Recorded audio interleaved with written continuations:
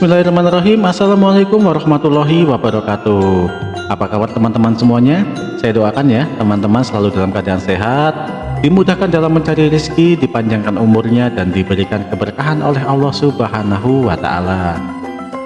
Sebelumnya saya meminta maaf ya kepada semua teman-teman penggemar serial Joko Samudro ya. Jadi selama seminggu ini memang saya masih dalam kesibukan yang luar biasa ya. Karena jujur saja saya adalah pekerja event ya, yang terkadang tuh harus pergi ke luar kota.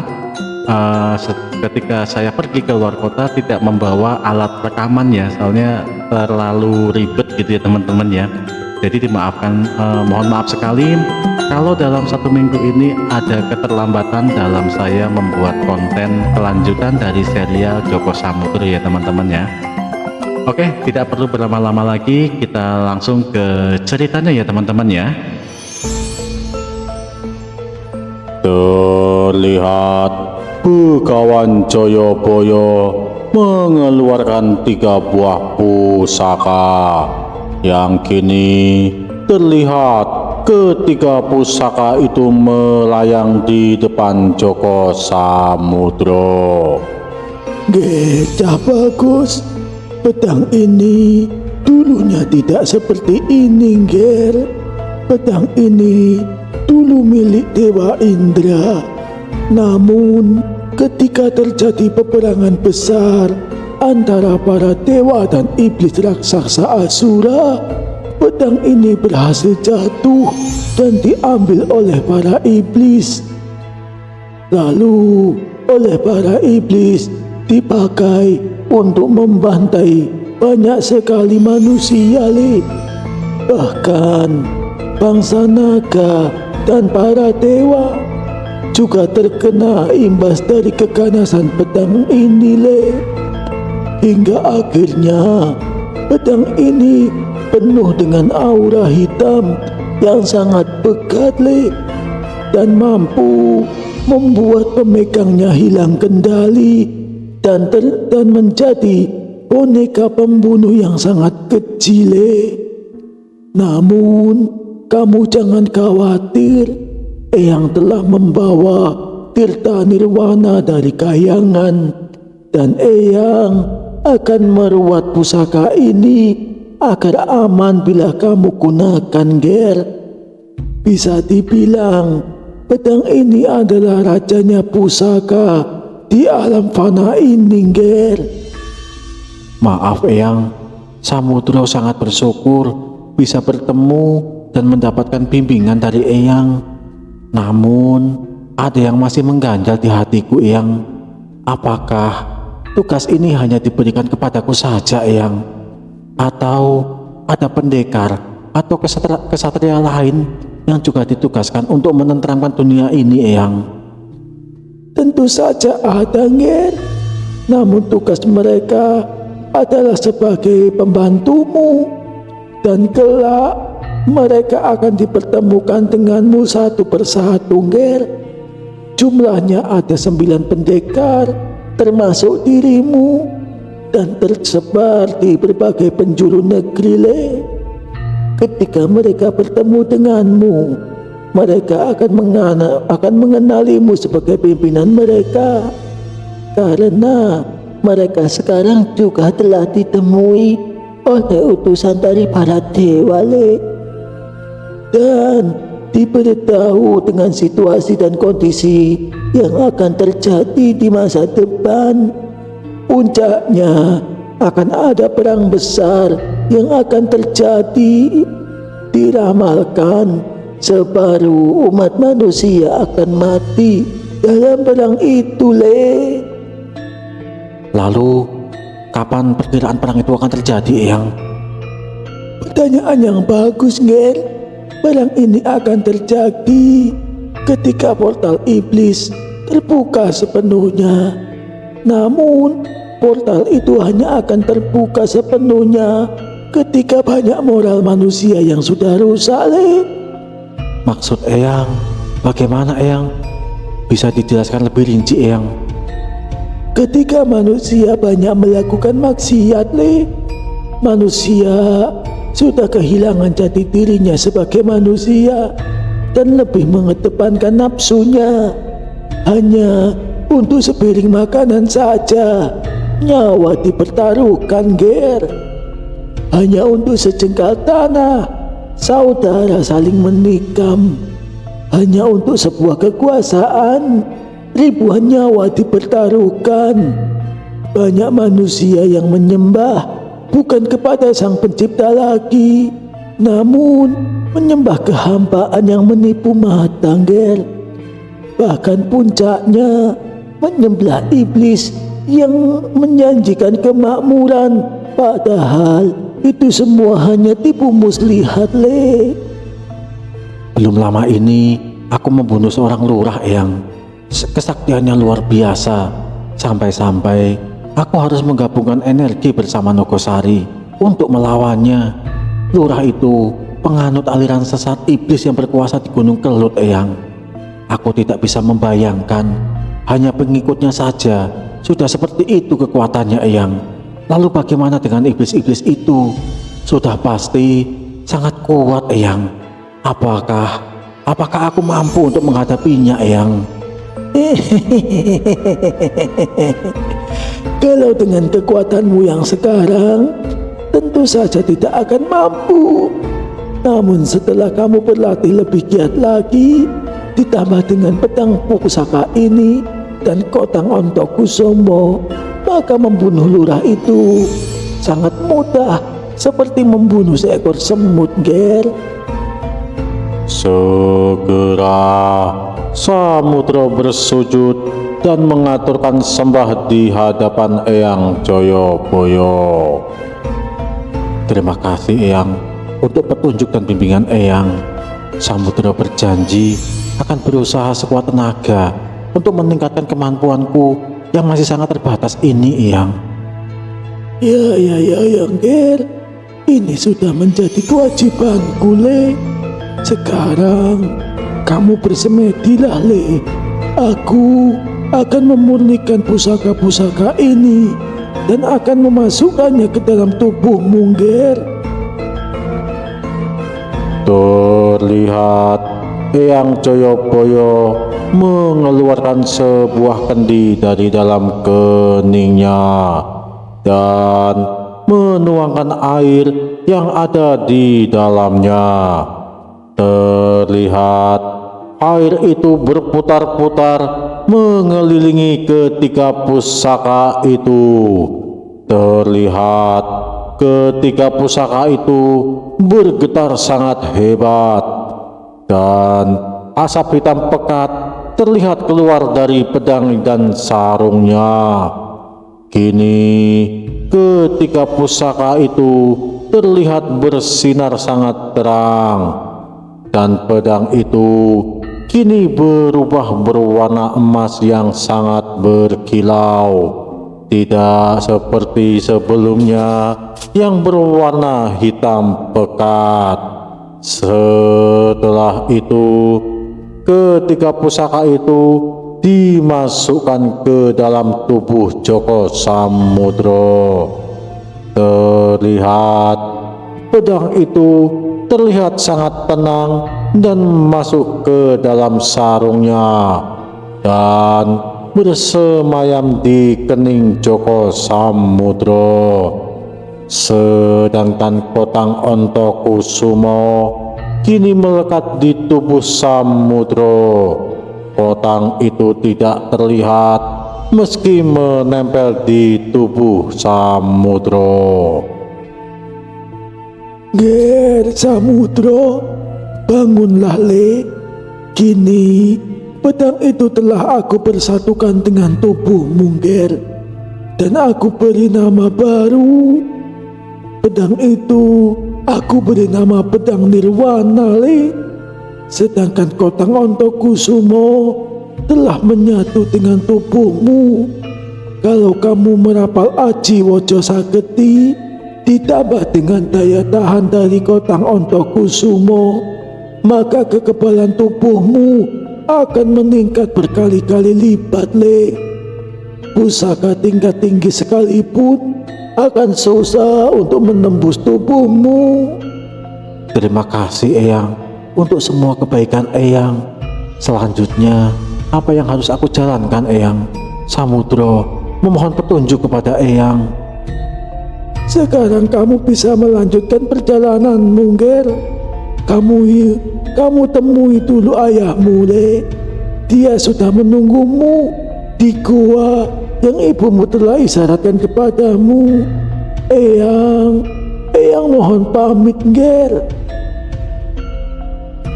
Tidak berselang lama, segera Eyang Joyoboyo terlihat terbang ke angkasa dan meninggalkan Samudro. Samudro segera bangkit dan berjalan menuju tepian pantai, tempat di mana ada kelapa yang bercabang. Sekitar setengah hari Samudro berjalan kaki, barulah dia bertemu dengan kelapa itu. Suasananya sudah menjelang malam. Nogosari, kita lanjutkan perjalanan ini atau kita tunda sampai besok pagi? Kini sudah mulai gelap, Nogosari. Saranku, kita beristirahat dulu saja, Samudro. Aku lihat kamu juga sudah kelelahan. Besok pagi baru kita cari keberadaan gua itu, Samudro. Samudro pun menyetujui usulan dari Nogosari. Samudro memilih untuk menyandarkan tubuhnya di batang pohon kelapa itu. Tidak berselang lama, Samudro sudah terlelap dalam tidurnya. Terlihat dia begitu kelelahan.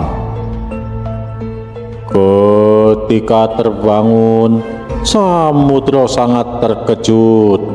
Kini dia sudah tidak berada di tepian pantai, tepat di mana ada pohon kelapa, tempat dia menyandarkan tubuhnya. Kini dia berada di dalam sebuah goa yang tepat di pintu goa itu adalah lautan yang sangat luas. Sesekali air laut masuk ke dalam goa ketika terkena deburan ombak. Samudro pun tengok-tengok mengamati sekeliling goa, namun tidak melihat siapapun sama sekali. Nogosari, kita ada di mana? Kenapa tiba-tiba kita ada di sini, Sungguh Nogosari? Apakah kamu tahu siapa yang memindahkan kita kemari, Nogosari? Aku juga merasa sangat heran, Samudro. Aku tidak tahu dan tidak menyadarinya, Samudro. Menurutku, yang membawamu kemari adalah ayahmu, Samudro. Kalau benar ayahku, lalu di mana dia sekarang, Nogosari? Aku tidak melihat ada siapa-siapa di sini. Sekarang, kamu bersemedilah dan carilah petunjuk, Samudro. Benar apa katamu, Nogosari?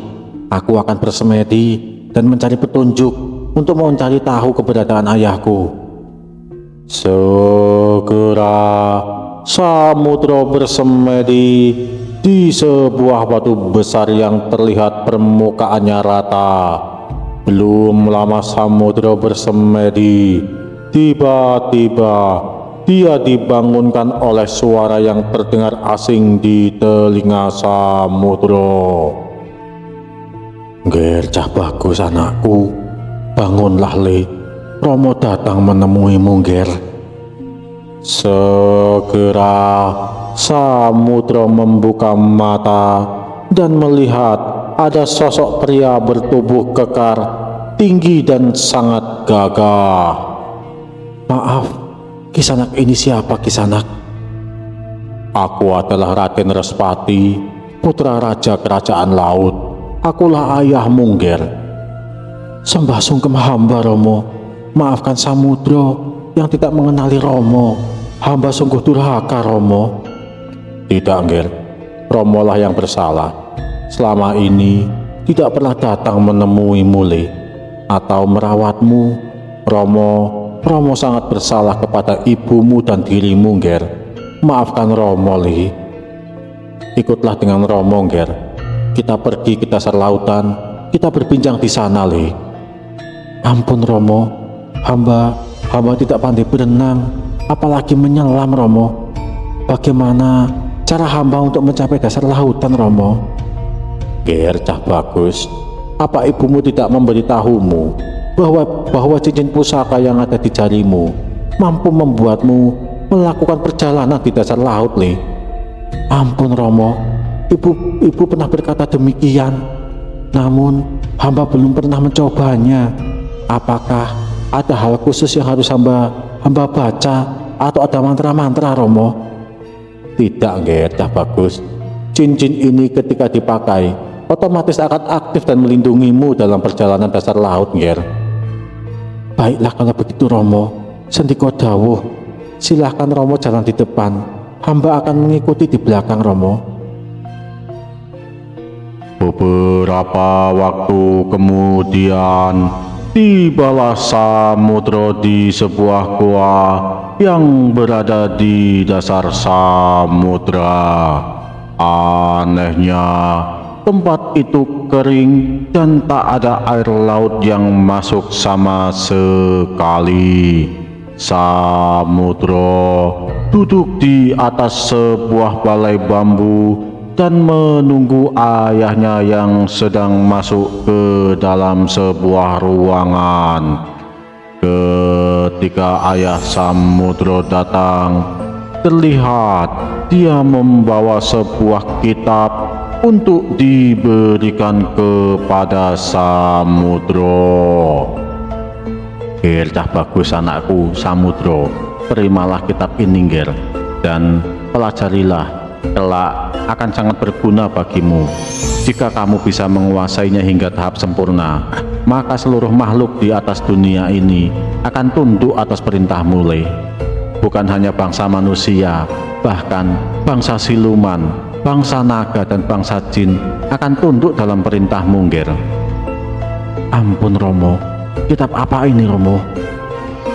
Ini adalah kitab Pancadharma Wangsa, Ger. Terlebih mengajarkan tentang kebatinan dan ilmu rasa. Ketika jiwamu kuat, maka jiwa-jiwa yang lebih lemah akan tunduk atas perintahmu, Ger. Dan itu akan sangat membantumu ketika kamu mendirikan sebuah kerajaan atau dinasti baru, Le. Terima kasih, Romo. Samudro berjanji akan sekuat tenaga mempelajarinya hingga tingkatan yang sangat tinggi, Romo. Maaf, Romo. Ada banyak pertanyaan dalam hati hamba, Romo. Romo tahu semua yang kamu pikirkan, Le. Romo akan menjawabnya satu persatu agar kamu paham dengan gamblang apa yang sebenarnya terjadi selama ini, Le. Mengenai kenapa Romo tidak menengokmu selama ini dan tidak menjumpai ibumu, itu karena raga Romo saat ini sedang terluka parah, Le. 10 tahun yang lalu, Romo kalah dalam pertarungan dalam perebutan tahta, dan Romo terpaksa tertidur di pembaringan selama ini. Belum lama ini, Romo baru pulih sepenuhnya, Le. Romo sangat gegabah saat itu, Le. Aku dikalahkan oleh uakmu, Prabu Raga Segara. Dulu, ayahmu ini begitu bernafsu dan lupa diri, Ger. Akhirnya, aku dikuasai oleh nafsuku sendiri dan membuat aku menjadi lengah.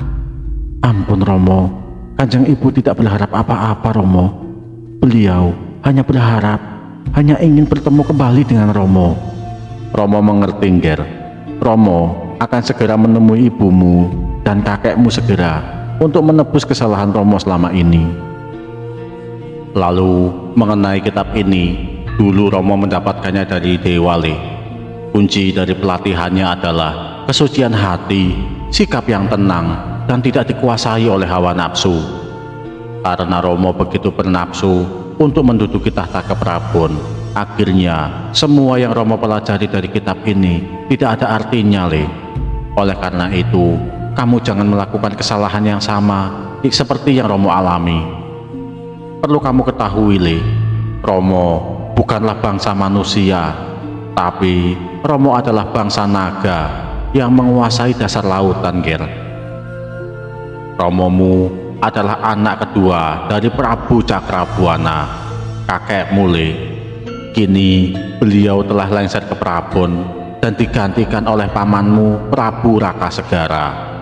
Kami terbiasa hidup di dalam lautan dan jarang muncul ke atas daratan. Dan pertemuanku dengan ibumu tidaklah disengaja, Le. Bisa jadi itu adalah kehendak takdir dari para dewa. Dan naga yang ada di dalam tubuhmu adalah Raja Naga Bumi Nogosari Agung Sedayu.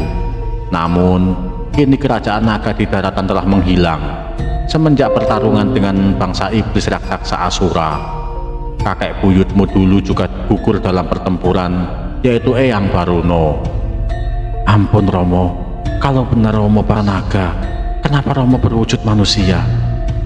Karena kemurahan hati dari para dewa, Le. Dulu leluhur kita berhasil membuat bangsa iblis musnah dan ditenggelamkan ke dasar lautan. Sekarang tubuh mereka masih tersegel di dasar samudra yang sangat dalam, Le. Kalau begitu, mereka sudah mati kan Romo? Sudah, Le. Meski mereka kini telah mati, namun jasadnya masih utuh dan tidak membusuk meski sudah ratusan tahun. Apa Romo? Kenapa bisa demikian Romo? Romo sendiri kurang mengerti, Le, dengan fenomena ini. Yang pasti kelak mereka akan dibangkitkan dan akan menjadi pertanda telah dekat dengan akhir zaman, Ger. Kalau benar yang dikatakan Romo, maka kelak dunia ini kan hancur atau musnah, begitukah Romo? Benar, Ger. Tapi kamu tak perlu memikirkannya, Le. Sebab itu adalah misteri dari Sang Pencipta yang tidak bisa dinalar dengan cara pikir manusia, Le. Ger, anakku, tidak banyak yang bisa Romo ceritakan padamu saat ini. Banyak misteri yang tidak perlu kamu ketahui saat ini. Kekuatanmu saat ini tak akan mampu menanggungnya. Tapi di masa depan, kamu akan mengetahui dengan sendirinya, Le. Ketika kemampuanmu telah berada di puncak. Sekarang, kamu pejamkan matamu, Ger. Romo akan mengirimmu ke atas daratan. Lanjutkan perjalananmu. Romo akan selalu mengawasimu dari kejauhan, Ger. Sendikot dawuh Romo. Segera samudra bersila dan memejamkan mata. Samudra merasa tubuhnya terangkat dan melayang. Ketika samudra membuka mata, kini dia telah berada di daratan dan tak terlihat lagi bentangan laut yang luas. Sekelilingnya adalah hamparan padi yang menghijau. Dibuat bingunglah samudra. Di mana ini? Kenapa Romo mengirimku kemari? Ger, anak bocah bagus, kamu berada di telatah kaki Gunung Slamet, Le. Berjalanlah ke arah barat, maka kamu akan menjumpai perkampungan yang sedang dilanda masalah.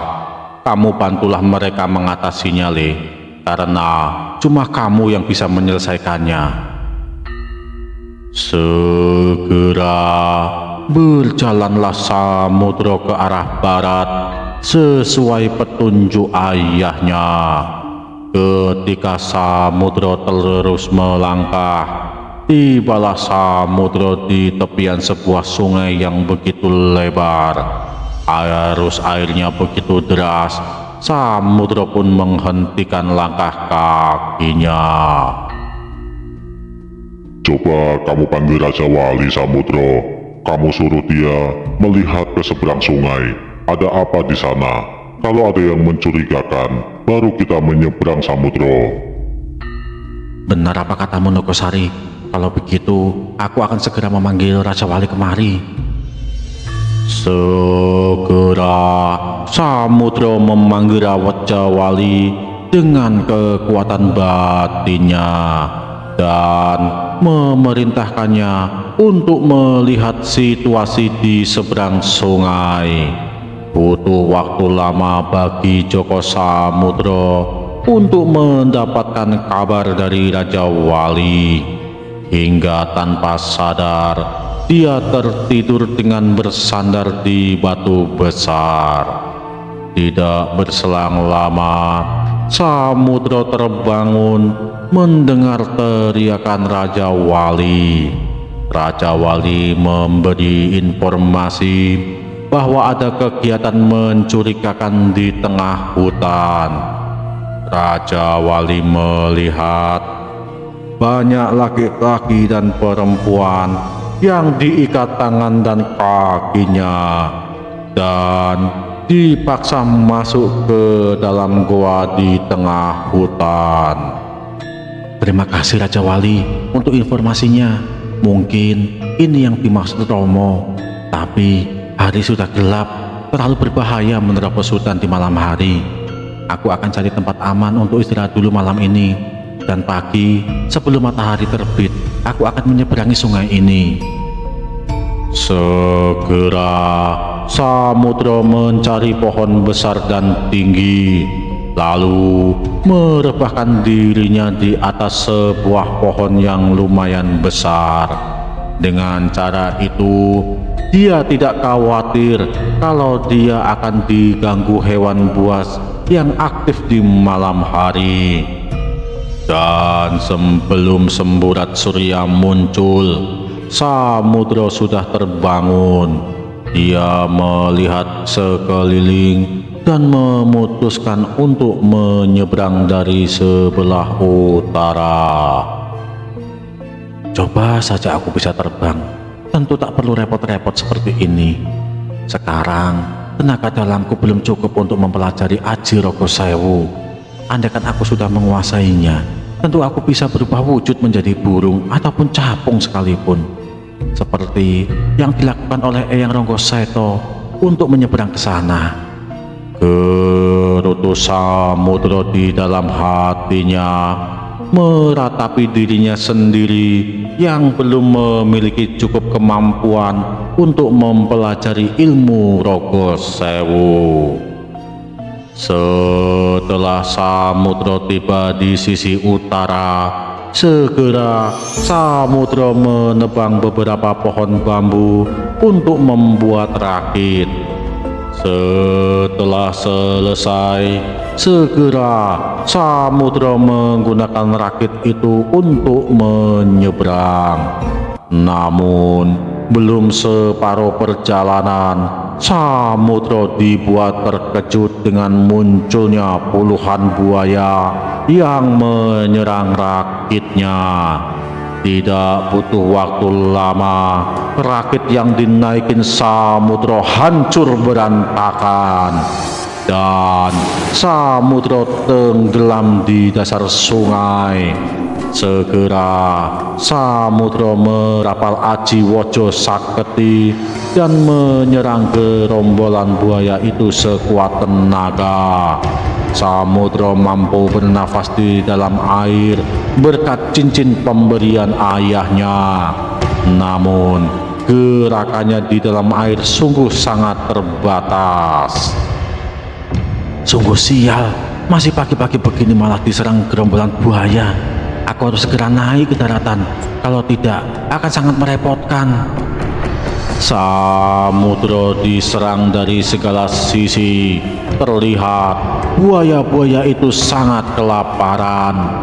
Namun ketika mereka menggigit anggota tubuh Samudro, buaya-buaya itu dibuat terkejut sebab gigi mereka tak mampu menembus kulit Samudro. Bahkan gigi-gigi mereka rontok ketika mereka sedang menggigit kaki Samudro, dan dengan paksa Samudro menariknya.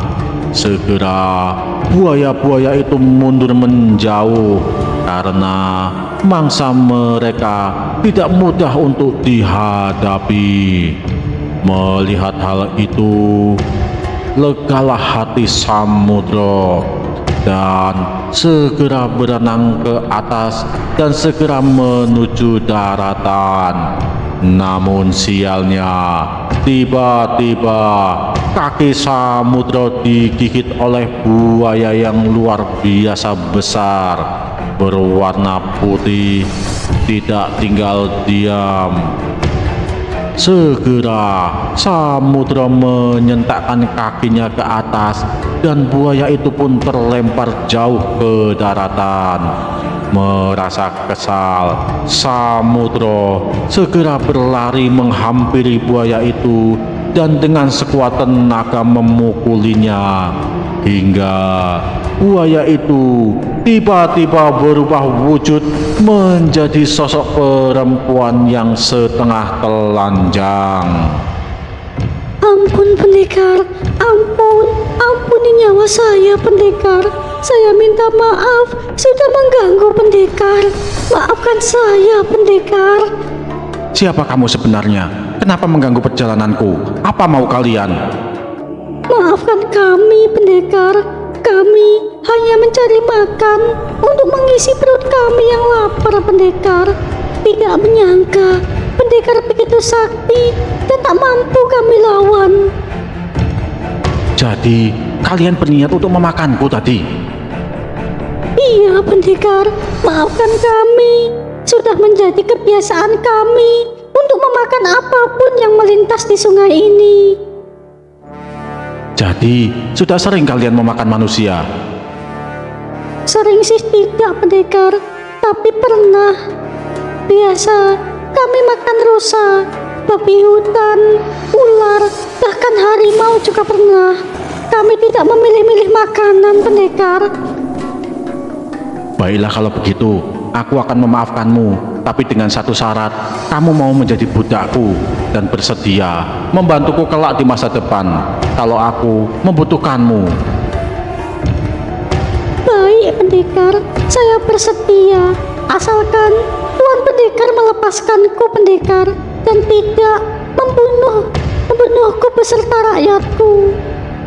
Baiklah, sekarang pejamkan matamu dan biarkan aku menanamkan kontrak denganmu. Kelak, kamu akan menjadi pengikutku yang setia.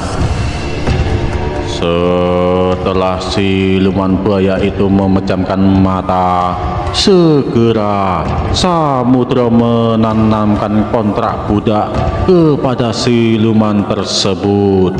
Setelah selesai, Samudra segera melepaskannya. Siapa namamu Ratu Siluman Buaya? Ampun Doro, nama hamba Larasati Doro. Sudah berapa lama kamu berkuasa di sungai ini, Larasati? Sudah lebih dari 200 tahun Doro. Kalau begitu, kamu tahu apa yang terjadi di dalam hutan sana? Ampun Doro, hamba tidak pernah berurusan dengan dunia luar. Selama ini, hamba hanya berdiam diri di sungai ini Doro. Baiklah, kalau begitu, anak buahmu apakah bisa berubah wujud sepertimu juga, Ratu Buaya? Tidak bisa Tuan, mereka masih sangat rendah tingkatan ilmunya. Hanya hamba, Kanjeng Ibu, dan Romo yang bisa. Hanya ketika tenaga dalam mereka telah mencapai tingkat sempurna, baru bisa berubah wujud menjadi manusia Tuan. Itu pun harus menghadapi cobaan dewa yang luar biasa menyakitkan. Kalau gagal, mereka akan mati Tuan. Baiklah kalau begitu, awalnya aku meminta beberapa anak buahmu untuk membantuku menyelidiki keganjilan di dalam hutan. Tapi kalau mereka tak mampu berubah wujud menjadi manusia, maka akan merepotkan sekali. Kalau begitu, kamu didiklah anak buahmu semuanya agar meningkat kemampuannya hingga mencapai tingkat sempurna. Kelak, aku pribadi yang akan membimbingnya hingga mereka bisa berubah wujud menjadi manusia. Sekarang, aku pergi dulu. Kamu kembalilah ke sungai dan jalankan perintahku tadi. Sendika dawuh Raden, izinkan hamba mengetahui nama Raden. Kelak, bila ada manusia yang menyeberang dan menyebut nama Raden, maka kami tidak akan mengganggunya Raden. Namaku Joko Samudro, Larasati. Sendika dawuh Raden Samudro. Setelah Setelah selesai berbincang dengan siluman buaya Sungai Tretes, segera Samudro berlari kencang menuju tempat yang diinformasikan oleh Raja Wali. Cukup lama Samudro berlari hingga akhirnya tibalah Samudro di sebuah bukit yang tidak begitu tinggi. Dari kejauhan Samudro melihat ada beberapa orang yang sedang berbincang di mulut gua. Sekarang ada 4 orang yang berjaga di depan mulut gua. Apa aku terjang saja mereka? Tapi aku tidak tahu ada berapa orang di dalam gua dan bagaimana kemampuannya. Samudro, aku merasa ada 2 orang yang berkemampuan hebat di dalam. Auranya sangat gelap. Kemungkinan mereka adalah golongan iblis Samudro yang sangat sulit untuk dihadapi olehmu. Lebih baik kita pergi ke perkampungan sekitar dan mencari informasi yang cukup Samudro. Samudro mengikuti apa perkataan Nogosari. Segera dia berlari meninggalkan bukit tersebut dan mencari keberadaan perkampungan yang terdekat. Di tengah perjalanan, Samudro mendengar teriakan kesakitan dari arah depan dan suara tangisan wanita. Segera Samudro berlari mencari arah suara teriakan dan tangisan tersebut. Ketika sudah dekat dan terlihat oleh mata Samudro, terkejutlah Samudro melihat ada 2 pria dan 1 wanita yang diikat tangan dan kakinya dan dipikul dengan sebatang pohon bambu layaknya hewan buruan. Ada 6 orang yang terlihat memikulnya dan 1 orang pemimpin yang berjalan di depan. Melihat hal itu, geramlah Samudro. Dengan gerakan secepat kilat, Samudro menebas kepala orang yang berjalan di barisan paling belakang. Biadab kalian semuanya, mau kalian apakan orang-orang ini? Mereka tidak bersalah. Segera tinggalkan tempat ini, atau aku buat kalian menjadi bangkai seperti teman kalian yang satu ini, ucap Samudro sambil menunjuk mayat tanpa kepala yang tergeletak di depan Samudro. Mereka bukannya lari, ke-6 penculik itu justru terlihat hendak melawan Samudro. Anak muda, besar sekali nyalimu. Jangan sebut namaku Suronyali kalau tak bisa menangkapmu hidup-hidup, dan akan kupersembahkan dirimu untuk disantap oleh Tuan Joromoyo dan Dewi Niken Ayu. Mendengar nama Niken Ayu, Samudro teringat dengan kakak seperguruannya yang telah 11 tahun tak bertemu. Namun Samudro tidak berprasangka buruk, mungkin hanya namanya saja yang sama. Ketika Samudro sedang tidak fokus, tiba-tiba pemimpin rombongan penculik itu melemparkan sebuah bom asap ke arah Samudro. Bom asap itu bukan bom asap sembarangan, karena di dalam asapnya mengandung racun yang mampu membuat siapapun yang menghirupnya tak sadarkan diri. Namun asap itu bukanlah halangan untuk Samudro. Ketika dalam kepungan asap, Samudro lalu amblas bumi dan berlari ke arah belakang para perampok. Ketika perampok itu menunggu hilangnya kepulan asap dan berharap Samudro akan jatuh pingsan, tanpa diduga sebuah pedang memenggal 4 orang di antara mereka. Mendengar teriakan itu sontak membuat kaget pimpinan perampok itu. Dengan refleks, pemimpin perampok itu menusukkan pedangnya ke dada Samudro. Bukan tubuh Samudro yang tembus, namun pedang itu yang patah. Melihat kejadian itu, berlarilah pimpinan perampok tersebut.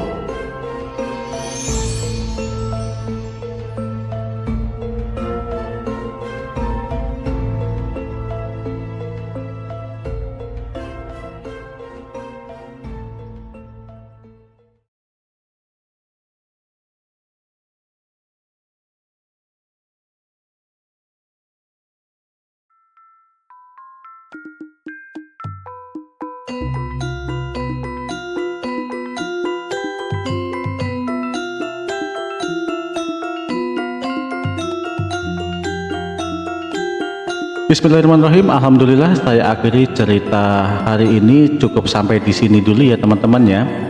Bagi teman-teman yang baru datang, jangan lupa untuk subscribe ya, supaya teman-teman tidak ketinggalan video-video terbaru dari channel Garuda Perang Official. Oke, saya akhiri sampai di sini saja teman-teman ya. Wabillahi taufiq wal hidayah. Assalamualaikum warahmatullahi wabarakatuh.